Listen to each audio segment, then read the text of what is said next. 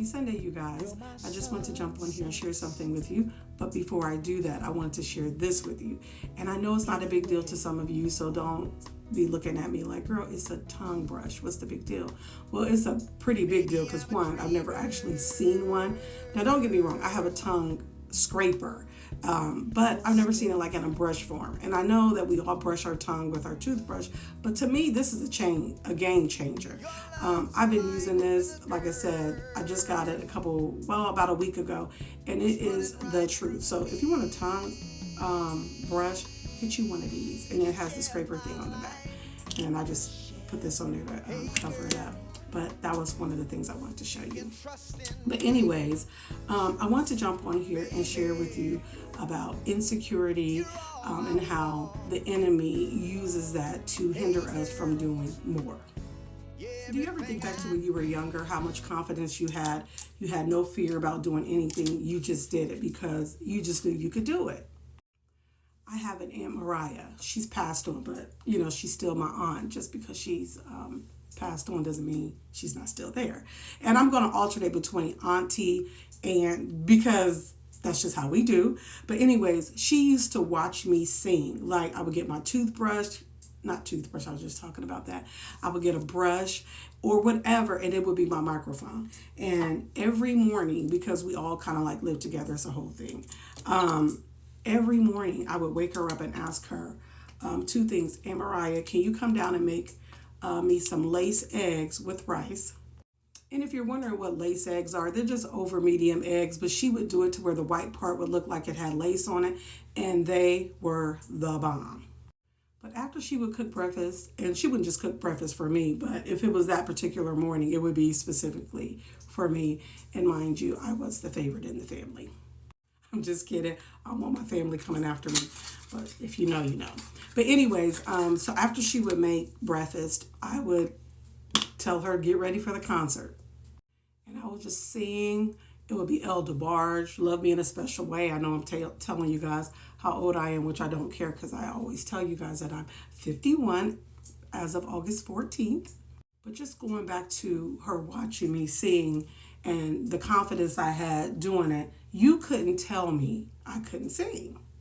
And the funny part is she would be honest. She would say I would do okay until I tried to hit the high notes.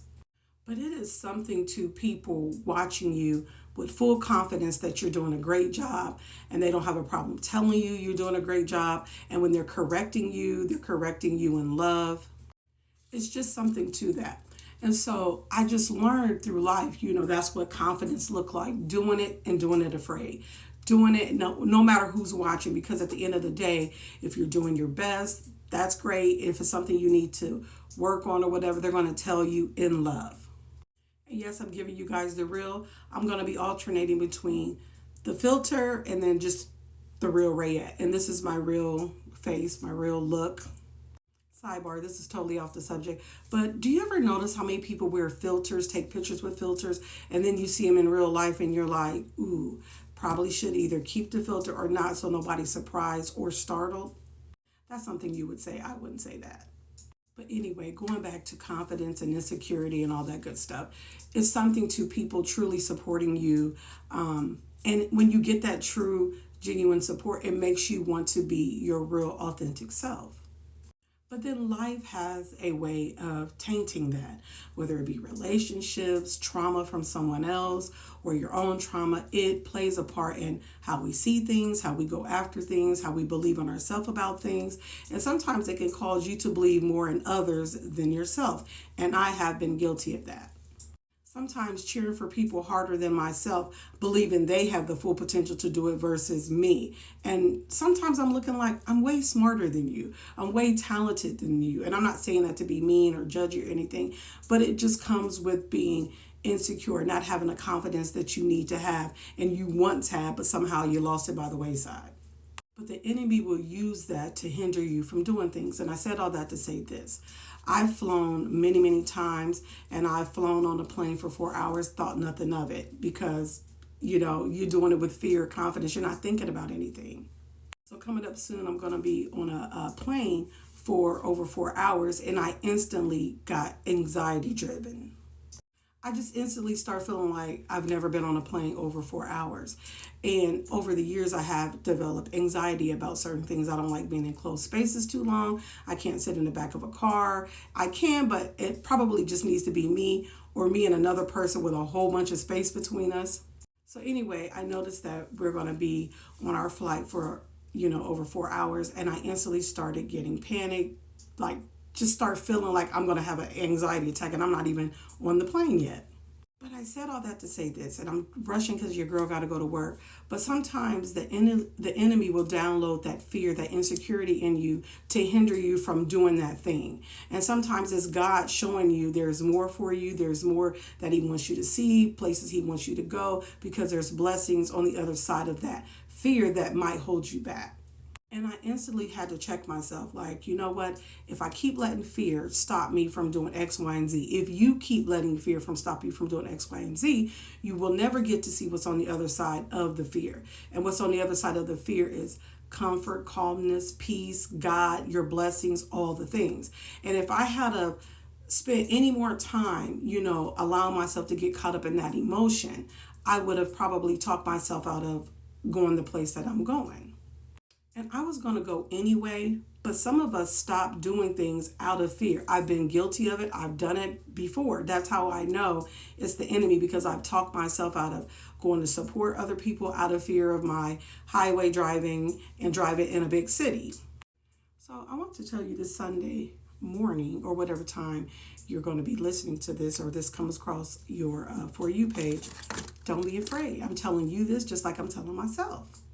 Because I felt like God was saying, I really can't do too much with you, Rayette, if you're fearful about all these things, that you've done before, but you've let life and people make you feel like you can't or you shouldn't, and so on and so forth. Because I'm a very confident person for the most part, but I'm very vocal and open about things that I am like, that makes me bite my nails.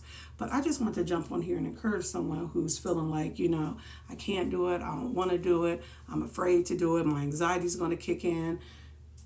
Pray about it, work past it, do what you got to do.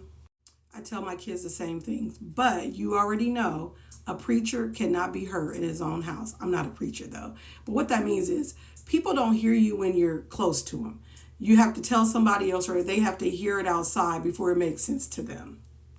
Sidebar, I am loving this lip balm. It was gifted to me for a birthday gift, and I love the little applicator for your lip. It's so cute. It looks like a little duck.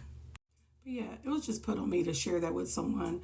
I don't know that I would have shared that part about it as far as my insecurity or whatever, because one, everybody don't need to know what you're insecure about, but that's just something I deal with from time to time. If I feel like it's going to make me feel anxiety or whatever, sometimes I do try to avoid it, but I'm getting better at that. So I just wanted to share that with you, because it's not always easy to make yourself vulnerable in situations that's going to make you vulnerable and make you feel afraid. But I just want to let you know I'm coming out of that, and I want you to come out of it as well, because it hinders you. It stops us from getting what really God wants us to have, because we start feeling like we're scared, and then God is looking like, so you're scared to handle the blessing I'm about to give you? And my answer is no, not anymore. I'm ready. Bring the blessings on. Okay, this is the Rihanna lip liner. Can I sharpen this, because it's like down to nothing?